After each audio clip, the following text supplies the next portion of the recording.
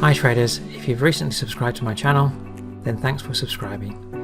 If you haven't subscribed yet, then subscribe and keep up to date with my analysis.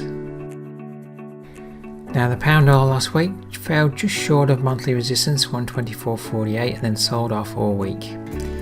Couldn't hold itself above 123.08. It retested that area on Thursday and then traded down.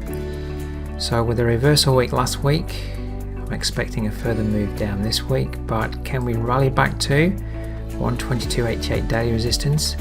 May just get up to that weekly resistance at 123.08 once more.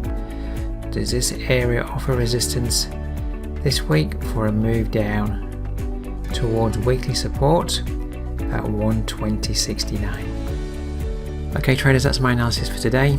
If you want to keep up to date with my analysis, simply subscribe to the channel. I look forward to seeing you next time.